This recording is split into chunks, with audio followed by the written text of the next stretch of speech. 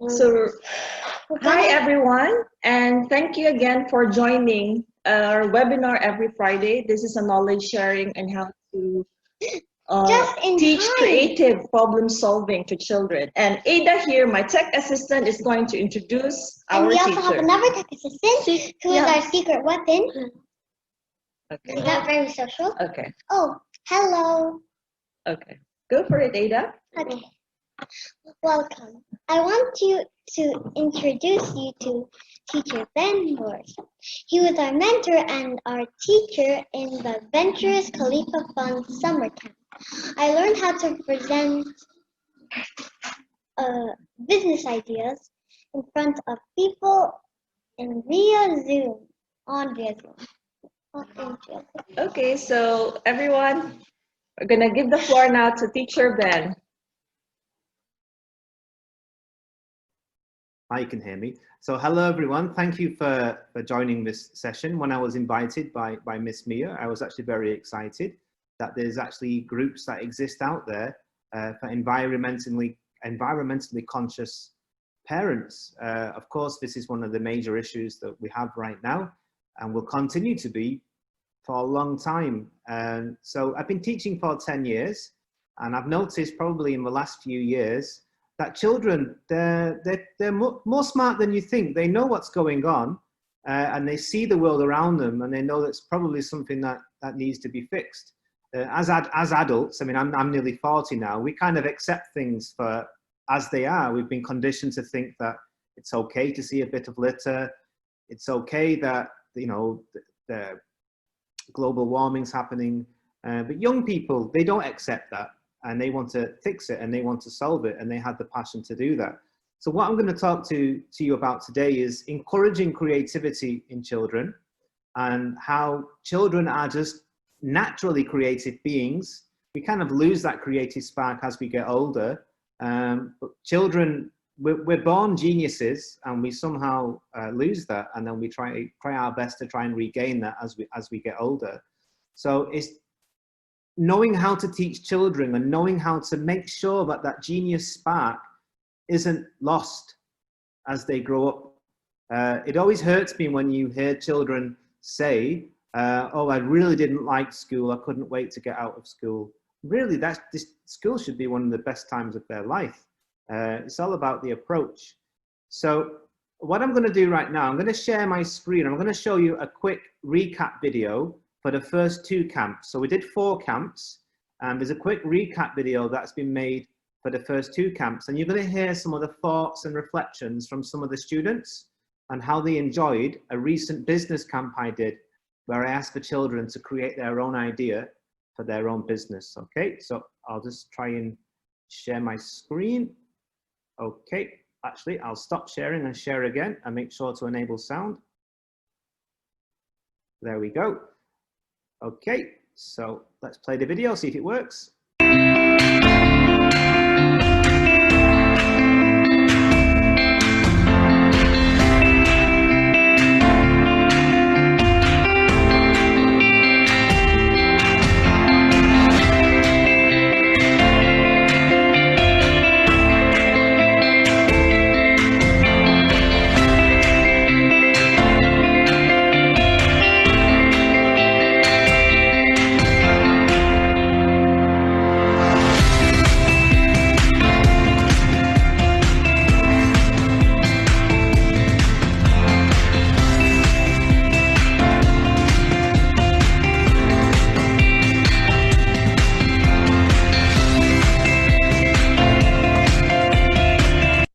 That was the wrong video, but that was actually a nice video as well. So that was, there was no one talking there. But if you notice, out of the 5 groups, the winning group here was Grow Green. And I'll take you through their presentation shortly.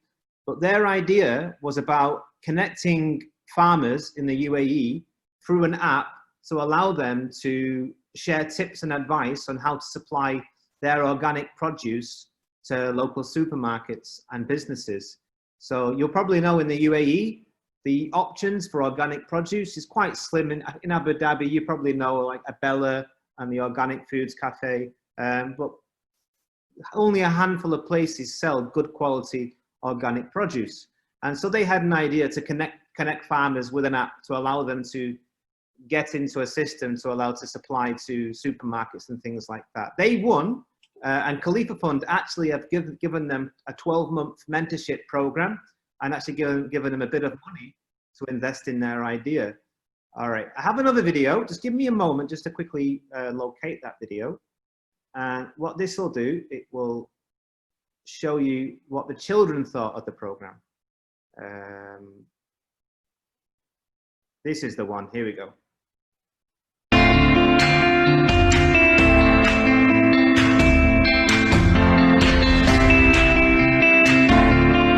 Whilst there are a few bumps in the road, I think overall as a team, the presentation was exceptional. We were able to come up with a product that coincided with the aim and the purpose of the UAE government. Creating a presentation that every single one of us was proud of. My mindset was, changed after this course. We became good friends over the course. I'm pretty sure we'll stay friends. I was very much impressed with the synergy between the team members. It teaches them a lot about reality and how it really works outside of school. Definitely you see difference in personality. And then on the final day, the young businessmen and women, it's amazing to see that transformation in 9 days. Okay. So we had 4 business camps with Khalifa Fund. So I work for an organization called 8 Creative Technology. And what our job is to do is to create educational programs. And then what we do then, we pitch those programs to potential investors who can then fund the idea to allow children in Abu Dhabi and the wider regions to do these courses for free. So we won a proposal with the Khalifa Fund. So the Khalifa Fund responsible for helping Emirati businessmen and women launch their own business ideas. And so there's actually quite a few businesses that exist already. I'll give you one example. There's a coffee shop called Shot. They have Yas Mall, Nation Towers, Hadari Island. And this was just a guy in his mid-20s that had an idea for a special kind of coffee, and he's doing very well for himself now. So they help people get their business off the ground. And we thought, okay, this organization, if they're interested in enterprise and getting startups to get started, why don't we have them invest some money in seeing what the kind of ideas we can get from children rather than just adults? And so we did it for one camp, just with 5 groups with 25 kids. And they was that impressed from that first camp, we then got funding to do a further 3 camps. And now we're doing it again in winter. It's been overwhelmingly positive response. And the reason for that is because the ideas and the feedback from the children really impressed the Khalifa Fund team. They thought, actually, we shouldn't be ageist anymore. An idea is good, whether it comes from a 10-year-old or a 30-year-old. And quite often, more often than not, some of the best ideas come from very young people because of what I just talked about before. Their brains are unfiltered to think, to be shy, or to be kind of like, oh, I'm not sure if that's a good idea. They will just say whatever comes into their mind and be really passionate about it. And if we look at the kind of platforms that exist today, it's never been better for young people to be entrepreneurs. Things like we have TikTok and we have YouTube and we have online shopping and eBay and things like that. Really, all children need right now is just a device or a laptop and the passion. I remember I had a girl, she was 16 about 10 years ago, and this was when YouTube really was just kind of in its infancy, was taking off the ground. And she was asking advice to launch her own makeup channel. And I just kind of said, oh, yeah, I just didn't really give her time. I thought it was a bit silly for a 16-year-old to do a makeup channel. Anyway, she's 26 now and she's a millionaire. She has like almost 2 million subscribers. And I just wish the younger version of me actually helped her. And I mean, she didn't need my help, obviously, but I seen that I was an oversight. I didn't take it seriously. But she made something work for her. So now I've learned my lesson. Now I know to treat young people with the reverence and the respect that they deserve, especially if they have that passion, because really that's all you need in life. It's just passion, and eventually it will take you to where you want to go. Okay, can you just give me 1 minute? I've just got 5% battery life and my charger's just across the room. So just give me 1 minute.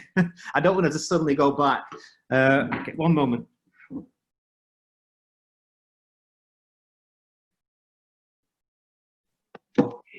Okay.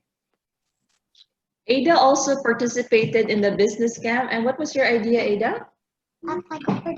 Yeah, she also pitched her business idea. And even though she didn't win this time, you wanna join again the next business pitch?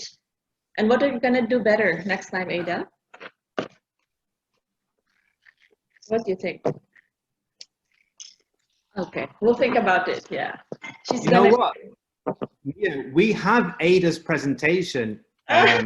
We can show this to our guests today. We can play Ada's presentation. How much? Okay. Maybe in a few minutes we'll let.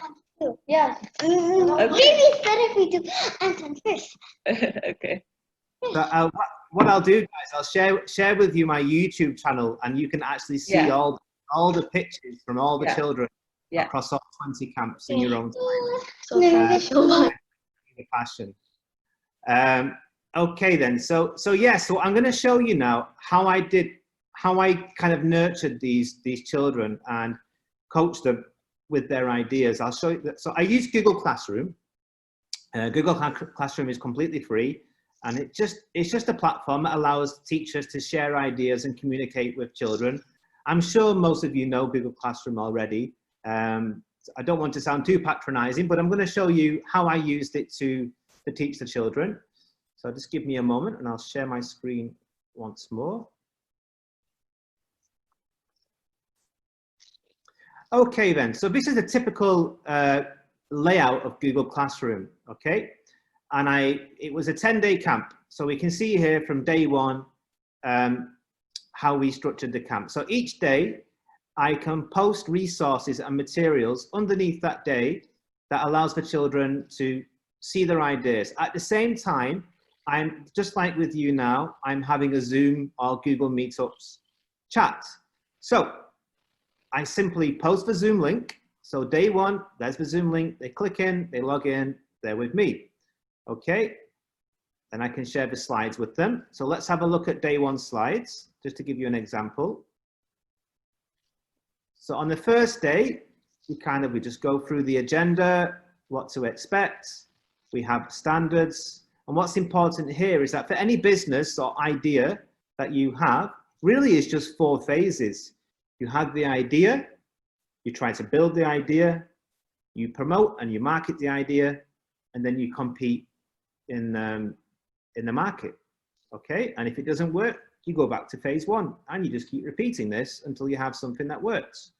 Okay. Oh, that's just a little bit about me. So there you go. All right. And then we had an idea where they could actually, where I actually give them a website where they can share problems that exist or problems that they identify around them. And this is very telling. I know this is an environmentally themed group. Let's look at the problems that the children actually noticed, okay? And you'll be surprised, or actually pleasantly surprised. Okay then, so these are some of the problems. So environment, plastic, water pollution, global warming, racism, extreme weather, the ozone layer, greenhouse effect, discrimination.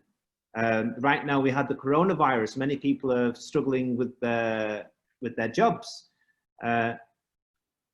Now, if we did this same identifying problems 15 years ago, 10 years ago, maybe even 5 years ago, we wouldn't have as many kind of responsible-minded children. They naturally, when they thought of problems, they wasn't thinking of problems that they could make an idea to make loads of money or like, I can't find my remote control, or there's too much cat hair on the floor, or people spilling drinks, things like that.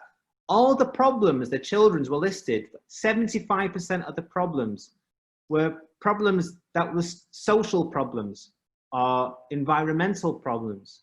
So their mindset is about fixing the planet. They're not really I mean, I'm sure they will be as they get older and they realize how important money is. But right now, as children, their main concerns is how to fix the world around them. That's what they care about. And some of these children go to really respectable, fancy schools. And you would expect sometimes with these children, they might have that kind of pretentious attitude you might associate with those schools. Absolutely not the case. These are nice children, some international. We had 29 different nationalities on these courses, but nearly 30 countries are represented. And Emiratis, Filipinos, Americans, English, we're all on the same page. You all wanted to fix the world around them. I actually had this one boy, this 15-year-old Emirati boy, and he had this idea about installing stations around the UAE to feed cats. And his dad's quite influential. And actually, he's convinced a landlord, ICT, they own Nation Towers. And if you go there now, in the last couple of weeks, you'll see little cat stations where they just they pour it and some cat food drops down. And that was a result of this business camp. That wouldn't have happened if he wouldn't have been given the confidence to have an idea. And then through his confidence and idea, and then through his connections, it happened. These business camps are not just about having ideas and talking things out. Real things can happen. We had an idea last year where these children had an idea for mental health, where children could talk with a counsellor and if they wanted to just air things out, okay? So some children's schools don't have counsellors. Some do, some don't. And that app is actually currently being developed right now. And it's actually, because of the coronavirus and a lot of children feeling quite anxious, it's actually going to be launched probably in the next couple of months. Again, these are kids' ideas, not adults' ideas, being placed in the real world. Okay, all right. So let's go back to the slides. So yeah, so basically, typically with a business, we go through some of the basics. So you have to realize that with this camp, it's a boot camp. It's fast track. Okay, nobody can have an idea for a business, create a business plan, build the app, launch it, and be successful in 10 days. It just can't happen. But what they can do, they can have the idea and they can catch the attention of the judges, and then after that, they can then go through the long process of making their idea a reality, okay? Because the idea really, an idea comes to you very quickly. It's making that idea something that's just kind of in your head and making it a reality. That's what takes time. I mean, some of you might have tried to be entrepreneurs, or some of you might be entrepreneurs. You know that it's, when you're an entrepreneur, everything is self-motivated, everything is yourself. No one, no one's your boss, you're your own boss, so you have to basically put pressure on yourself, okay? All right, okay, so that's the first day. Finding problems, and then what we do then, I then sort them into groups, okay? So let me show you a typical groups, okay.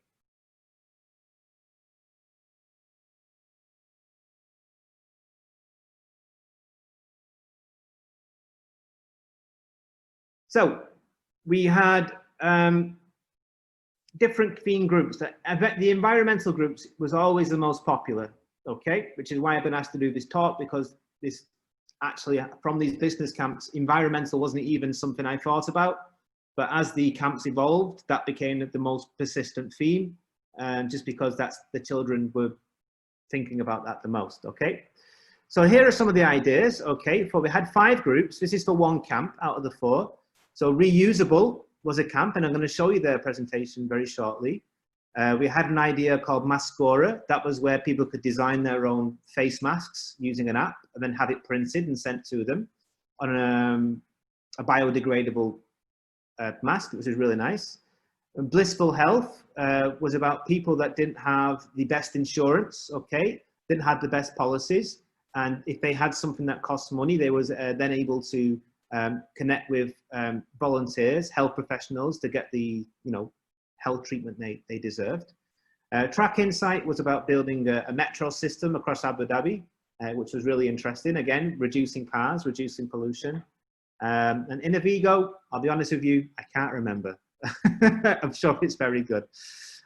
So out of these 5 groups, 3 are environmentally themed, and one of them is about people's health. So very, very, very nice products. Reusable. This was a winning presentation. This was one of the 4 winners. Okay, so let's have a look at their presentation to give you an idea. Okay, this is going to be our kind of exemplar presentation that I'm going to use for today. So this is reusable. Okay, and this is their idea. All right, so I'm not going to go through their idea slide by slide, and I'll send you the link to do that. But if you look at the structure here of the actual presentation, they did this in 9 days. Always remember that. This is 12 and 13-year-olds that did this in 9 days. And actually, we didn't start doing this really until the 4th day, once we'd had all the introductions and things like that. So they had understanding the problem. Okay. They thought about things like manufacturing, the materials that we used. So they basically, so when you wash your hair, I don't have any hair, but when people wash their hair, they use normally like a shampoo bottle and they squirt it in their hand. They had an idea to have tiny capsules wrapped in a biodegradable seaweed that just kind of dissolves in your hands and allows you to wash your hair. And it basically eliminates the plastic packaging. And that was their idea. So they looked at the technology that exists to do this. They looked at where the materials are made in the world. Okay, brief overview of their company. Okay, they then proactively pitched this to some people around the UAE. Okay, so they looked at local businesses in the UAE that had a similar mindset and idea, got quotes from them, put the quotes into their presentation so that when they pitched to the judges, they already had kind of testimonials from people that are of a similar mindset. Keep remembering, these are 12 and 13-year-olds, okay? Then we introduced them to actually have their prototype. So because of this is an entrepreneurship course, we don't expect to have a working product in 9 days, be that a website, an app, or something tangible, such as this kind of biodegradable pod, if you like. All right, so they sketched this out. They made a sketch in Illustrator, and then they described what the product is, and that acted as their prototype. Some of them made apps, prototype apps, some of them made websites. In this case, it was an image and just a quick description. Okay, then we had the packaging. Okay, and then the ingredients, some of the nitty-gritty things, and then what's important as well, which is very important for children, we have to introduce them to the concept of a SWOT analysis, okay? Strengths, weaknesses, opportunities, and threats. Very important when children are looking at launching a business. So I taught them the importance of a SWOT analysis. So they had the strengths of their business, the weaknesses, opportunities, and threats. Okay, then we had the market evaluation, the demographics, who this product would be most suitable for. And they did some research on this as well. And then something that was done with the senior kids, but not done with the junior kids, because the junior kids were quite young. But with the senior children, then they looked at the financials, how much it would cost. Because when you have a business idea, it's always important that your idea isn't something the British say pie in the sky, which means that if you want to change the world, you have to start small, something that can actually work, rather than just saying, okay, I'm going to invent something that means that we don't have to rely on oil and gas. It's like, well, is that actually going to be something that was going to work? You actually have to have something feasible that actually could work, okay? All right, and that's pretty much their business plan. There is more, but it's mainly text. So I'll show you how this was done by the judges. Let me show you the judging sheet. So here we have the judging sheet. So I shared this sheet with 3 judges. So I wasn't a judge. My job was to be a coach and a mentor, okay? For impartiality reasons, I let the judges do that. So I shared with them a live Google Doc, okay? And it had the business names here at the top, and each group was assessed on 4 things. The idea, how great their idea is. The prototype, or the concept. You've just seen there one of the examples of the prototype. The business plan, or really with the kids, because they don't have a long business plan, the feasibility, just going back to what I just mentioned there, actually how their product can work. Is it something that can actually work? When judges look to invest in a product, they want to know something that can actually work, okay, doesn't require much investment, and possibly can create a good return in the months or the years ahead, okay? Normally when you look to investors to invest in an idea, what normally happens is, okay, you give us 100,000 dirhams, and in return, we'll give you 50% of the profits for the first 5 years. And then the judge will think, okay, I think this is a really good idea. I think I can make a return of this 100,000. And a judge will then make that, you know, educated call whether to invest or not. And the judges did invest in this idea and the app from last year. And so sometimes the judges will invest in an idea, okay? And then because they're children, they'll assign them adults and mentors to help them do the kind of the stuff that takes a long time, such as a big business plan and things like that, okay? And that's how it works, okay? I'll show you a finished judges working sheet here. So this was one for the last camp. So Ada, I did say that I wouldn't share this, but I'll let you see it. This was the last camp that we did. So Ada was one of the, which was your team, Ada? I forgot now. Was it the Going Places or? Upcycle. Upcycle. So look, first place get 48, and then it was so tight, 48, 47, 46. So there was not much in it, guys. There was not much in it, all right. So they assessed each group. And then on the judging day here, you can see the schedule that we had. So the judges would welcome the students, and then we'd have each group would then present for 20 minutes, and then the judges would feedback. I'm going to show you 5 minutes of the children presenting, because too much of me isn't great. Okay, let me show you the kids. This is what it's all about today, isn't it? It's about the kids. So I'm going to quickly show you one of the kids' presentations. It won't take too long.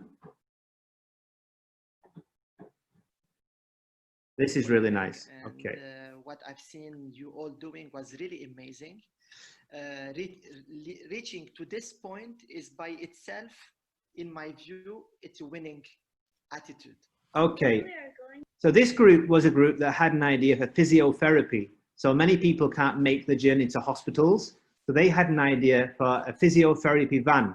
And the van would travel to people's homes, and they would go into people's houses and apartments, and they would give people the physiotherapy they need actually at their home. Very important anyway, but especially important during coronavirus, okay? So I'm gonna show you about 5 minutes of this presentation, and I hope you enjoy it. And you're gonna see what the kids produced and the big day after 9 days, okay? I'm going to be talking about our company, Tamayiz, in-home physical therapy.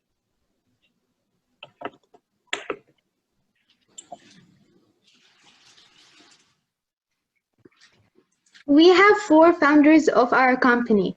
I am Taghir Bereki, 12 years old, and I like playing the piano. I'm Haya, and I'm 11 years old, and I like figure skating. I'm Mahra, and I'm 13 years old, and I just started my own home business. I'm Zaha, I'm 13 years old, and I like to dance and do karate. So this is our logo, and as you can see, it goes from dark green to light green, and dark green represents sadness, and we want people to be happy, so it goes to light green. Mission, vision, and values. Mission. Our mission is to help and improve the health of those that we serve with a commitment to excellence. Our vision is to transform the healthcare experience into a culture of quality, safety, caring, innovation, and excellence. Another vision we have is to be recognized by the community. Values. Our values include accountability, which is accepting personal responsibility for actions and treatments, teamwork, which is achieving common goals through honest and open communications, and ethics, which means always following ethical practices that emphasize fairness, honesty, and respect. This is the compelling story. It's all about my grandmother, around 70 years old, she was constantly visiting physical therapists in hospitals. She was always upset about the long time she spends in waiting areas and finding someone to transport her to the hospital. From here, I thought, why not make the hospital come to us instead of us going to them? This way, my grandmother will feel more comfortable in getting physical therapy. So this is where the idea of an at-home physical therapy started. The problem and our solution. Our problem is individuals who are not being able to go to the hospital for physical therapy, as they might find it time-consuming, and it's hard for them to find suitable timings. This is why we decided to introduce Tamayiz as our solution, which is an in-home physical therapy that would help those individuals by providing them everything they need, like treatment, equipment, and care needed, as well as physiotherapists. Tamayiz in-home physical therapy. Tamayiz provides an at-home physical therapy service, and our team of physical therapists will help improve your quality of life through prescribed exercise, hands-on care, and patient education. Physical therapists teach patients how to prevent or manage their condition so that they will achieve long-term health benefits. So these are our services. We have 3 main services that have many things. The first. Okay, guys, so I'm not going to play the whole thing. I'll share with you the links later. You can watch these in your own time, along with the other children's presentations. But actually, you can see here, just by listening to these children, how passionate they are about this. And this is not just for this group, this was for all groups. They really cared about their business project. I met with them each day for perhaps an hour for a live. They had a session with me with all 5 groups at the same time. And then, and Ada will know this, then I met with each group for about 20 minutes, giving them kind of not one-to-one, but 1 to 5 advice in their small groups. And each day we did this, and each day we got a little bit better, and these presentations became a little bit more refined. And then on the judging day, they kind of surprised me, and they had these amazing presentations to present to the judges. A lot of the judges were actually saying to me, Mr. Mull, it's okay, you can tell me if you did some of these presentations for them. It's not too bad. And I was like, you're insulting the children here. I didn't help them at all. This is all the kids. I did not edit one slide. I did not edit one piece of text. Everything, all the presentations by the kids is completely them. And so that just shows that the adults, the judges, actually are surprised by the quality of work produced by the kids here in the UAE. They don't know the quality that exists out there, okay? If they see something really nice like this, then some of them kind of immediately think, oh, it's they must have got help from the parents or the judge or the mentor. No, they didn't. This was all them. This good schooling and good education and the passion, and they can produce things. All they need really is the guidance. And so, yeah, so this is kind of what I wanted to talk about today, is that right now we're leaving traditional education and we're entering now into really a new phase of education. Now, I qualified as a teacher 10 years ago. I did a master's in digital learning, and right now I'm close to achieving a PhD in technology-enhanced learning. Now, that might make you think that this guy only cares about online learning. Actually, no. Face-to-face learning is the best type of learning. I'll say that out loud. Face-to-face learning is the best type of learning. This would be better if he was in a room with me, okay? But technology is a tool, okay? So when people say it's the holy grail or it's not very good at all, it really annoys me, because technology is just a tool, okay? Just like a mechanic, and he has his toolkit and he's fixing the car, technology is one of those tools. And sometimes, if the tool is needed, he needs to use that tool. Right now, it would be difficult to get all of you people into a room with me. It's coronavirus, so we have to make this work. So technology sometimes is the best answer. in any given circumstance.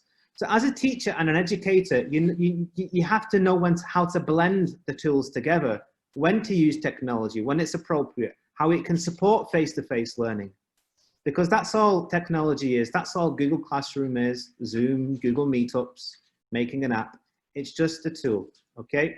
And when we do eventually return back to face-to-face teaching, when coronavirus has been defeated, I think schools will go back to face-to-face teaching, but I think the teachers have been been shocked into teaching online, okay? If coronavirus wouldn't have happened, it would have taken probably 5-10 years to get teachers to the level of knowledge and the skill set to teach online that they probably are now. Because when you have to do something and there's no other option, that's when people generally get really good at something, okay? Most people work well under pressure when they have to. So when we return back to schools, let's say in 12 months' time, let's say 2021, the academic year, completely face-to-face, we found a vaccine, coronavirus is gone, it's a distant memory. I will guarantee that online learning will have a part to play in that new phase of education, okay? Teachers will know how to use tools more, okay? And so as an educator, we need to know what tools are available and when to use them and when it's appropriate. And when we can blend face-to-face and technology-enhanced learning together to give children the best education. And also, I think eventually we're going to start to leave the traditional type of education. So I used to teach at a school in Abu Dhabi. It's a fantastic school. It's called Cranley. Okay, it's one of the best schools in Abu Dhabi. It's rated outstanding. It's a very good school, okay? And they're starting to do things differently now. They're starting to do something called inquiry-based learning. And what inquiry-based learning is exactly what I've been doing with the kids. It's where you give the kids a task and an objective, and you work towards that objective. And along that journey of working towards that objective, the kids will pick up skills. For example, I was not teaching the kid app design, but they needed to learn app design to create their prototype. I wasn't teaching the kids how to use iMovie, but some of them made promotional videos for their business. So as a consequence of working towards a project and an end goal, the kids are actually picking up skills. Now, that's much better than me doing a 2-week iMovie course. That's boring, okay? Open up iMovie, okay? This is what you need to do to snip your video. And we put they're not excited about that, but they're making their own business idea and say, hey, let's do a lesson today in iMovie. This will help you make a promotional video. Or, okay, guys, I know this great app that you can use. And it's going to help you make a prototype. That's inquiry-based learning. That's the best way to learn, when actually learning is something that you need to do to reach your vision. And more schools are doing that now. And the best schools are doing that. Cranley's doing that. Repton's doing that, okay? Some of the best schools in the UAE are doing inquiry-based learning, which is the best way to learn. And I think eventually inquiry-based learning is going to be the main type of learning. The international baccalaureate system, the IB schools have been doing this for many years. It's nothing new to them. And British schools and American curriculum schools, Indian curriculum schools, they're starting now to do this more and more in their lessons as well, okay? The days where you open a textbook and you turn to page 61 and you work through an exercise, those days, they're dead now. And any teacher that still teaches that way needs to retrain how to teach, because that's not, it's easy to teach that way. I mean, if I could, my job would be much easier just to follow a book, but we need to start thinking about working towards a common goal, a shared project, letting the children come up with their idea of what they want to learn, and then coaching them along the way. In fact, we should rebrand teachers. We should call ourselves now coaches or facilitators, because that's what we are. Teachers we should kind of forget about that word now. I'm a coach, I'm a facilitator. That's what my job is. And so, yeah, I hope you've enjoyed my talk. I hope that was useful to you. And I guess now, if you have any questions, I'm happy to answer anything that you have. Thank you. I like it clear. I like it clear. It sounded a bit like a robot, Miss Vera. I'm gonna. There you go. Perfect. Yeah. So, for the kids in the summer camp, what's the earliest age like that they can join? 10. What we had a couple of 9 and 8-year-olds that we made an exception for, but we had 2 camps. We had 4 camps, and of those 4 camps, there was 2 camps in each, and 2 was a junior camp, and that was age 10 to 14, and then we had a senior camp, which was 14 to 18. Those 8 reusable. The reusable slideshow was. I'm hearing my echo right now. It's okay. It's okay. And the 10 to 14 one was the junior camp. So between 10 and 18. Okay. The first time I heard about it was from Ada, actually, the daughter of Mia, and I was so surprised that kids their age really are able to communicate or present like to people, aside from the confidence, the ideas behind it. And here in the Philippines, learning is still very traditional. So it's useful to attend meetings like this, and that builds confidence of the parents that I think we're gonna make a little shift already from traditional and towards this kind of learning approach. Like I have a 3-year-old, and sometimes I wonder like how I'm gonna teach the little kids, especially like in this very traditional way of learning in the Philippines. So thank you very much for sharing what you've shared with us here. And I think I'm gonna look more into your YouTube channel. You mentioned you have a YouTube channel, right? Yes, it's. I've only just recently starting to upload videos, but if you type in Pixel Teach, just Pixel Teach, Pixel Teach, there's some videos on there from this camp, and a few other videos that I've made as well. Pixel Teach. Yeah, here in the Philippines, such as what you have there. But for now, I think learning remotely from meetings like this, or probably from YouTube channel, I think it's already a big help for us. It's great. I understand what you're saying as well. One of the slowest moving things is education, especially when you have things like teachers' unions and the government. If you want teachers to suddenly do things differently, naturally they're going to have objections. They're used to doing it their way. And so what a good thing about this coronavirus is that it's kind of forced teachers to do things in a different way. So I know coronavirus is bad, but from all bad things, you do get tiny slivers of light. And I think definitely shaking up teachers' mindset was certainly a good thing from coronavirus. So maybe afterwards we'll start creeping towards inquiry-based learning. I know it takes time. It might not happen for another 10, 15 years in the Philippines, but it will happen eventually. I'm sure of that. Just to add to that, so I mean, it might take a revolution or a system change to change the education system, but here's a mental shift that even parents themselves can instill at home.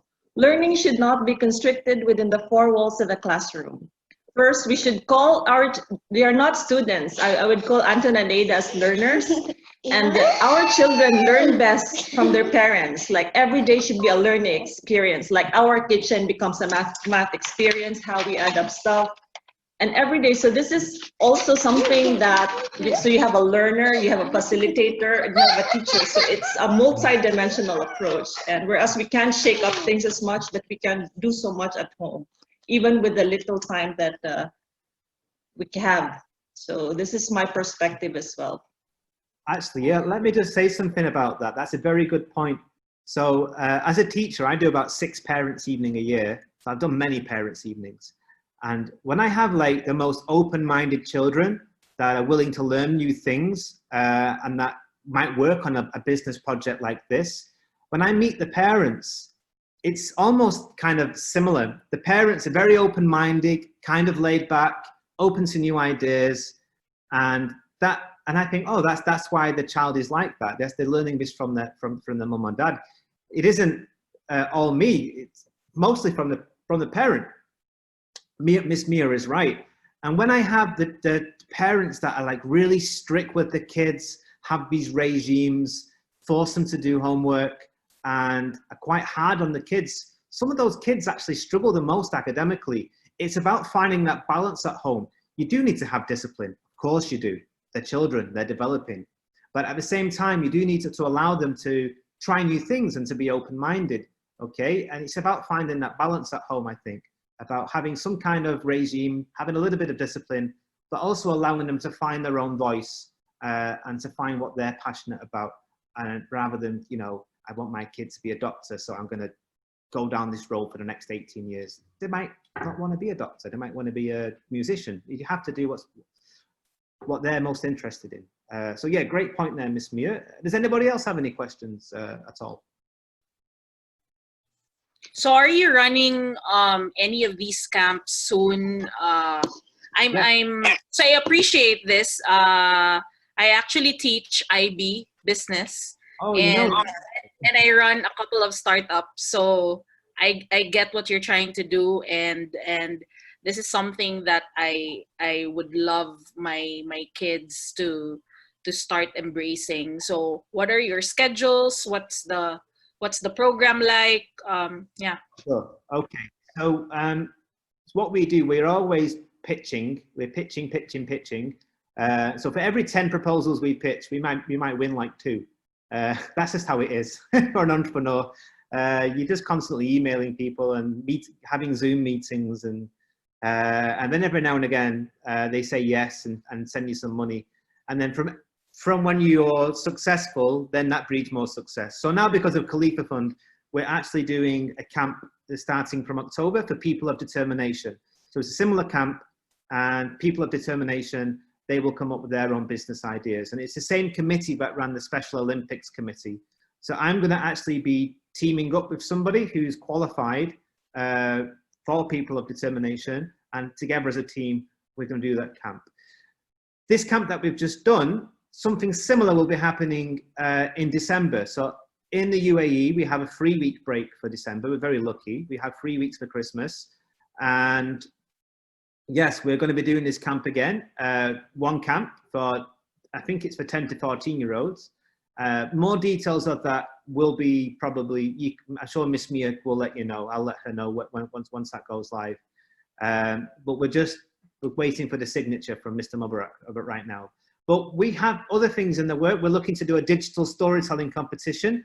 So something else that I did, we actually have a program where the children become their own published authors. So we get them to write their own picture book. We team them up with a local illustrator who illustrates their ideas, and then we publish their books on the Amazon and Apple stores. We actually have 6 authors already published with their own books. So we're looking to do that, and we almost have a deal with Majid. Majid are the guys that do the Cartoon Network here in Abu Dhabi, and they do some kids magazine as well. So we have that in the pipeline. But as you know, it's coronavirus right now. We're trying our hardest to win these proposals, and we just did Khalifa Fund. I'm pretty sure the digital storytelling will happen, people of determination, and inshallah we'll have that same camp we just did now will happen again in December. I mean, I just want to share briefly my experience, because I've been to Madrid and I've heard so many startups pitching, like 25 to 30-year-olds, and they've done to the rounds, to the motions of pitching like 10 or 15 times. So why don't we start young with the children? I mean, they can fail, they can afford to fail as early as now. I mean, remove that risk aversion of failing. Well, they're still young. They can say, I'm still young, I can keep on failing until you refine. Rather than waiting when you're 25 or 30 or maybe 38 at my age, and you'll be so scared to fail.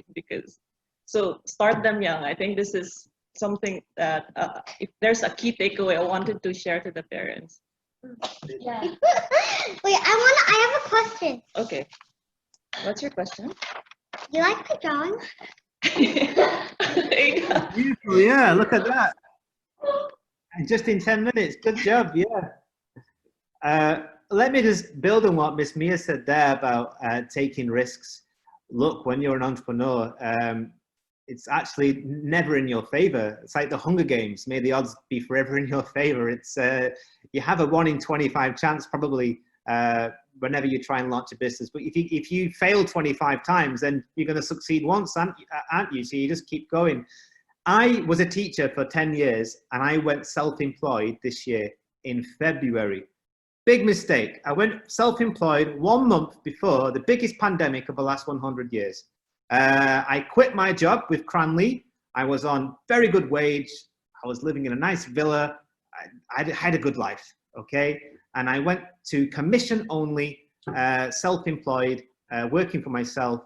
And I lost pretty much most of my savings and I was really feeling miserable. And then the 20th pitch, Khalifa Fund, awarded me a contract and we got a lot of money from that, and it kind of gave me a bit more confidence. But that Khalifa Fund pitch wasn't awarded until June, and I went self-employed in actually December, and in February was when we started pitching. And so for 7 months I earned zero every month, and that's what it's like when you're an entrepreneur. It's going to be tough. And you're going into the unknown. And like what Miss Mia said, we need to train these kids up to see rejection and failure as a part of eventually being successful. And all the kids who didn't win these camps, they're going to be back. They're going to pitch again. And maybe next time they'll win. And like you say, it'll become second nature to just keep pitching and going through the motions, okay? And so, yeah, so that's a great point.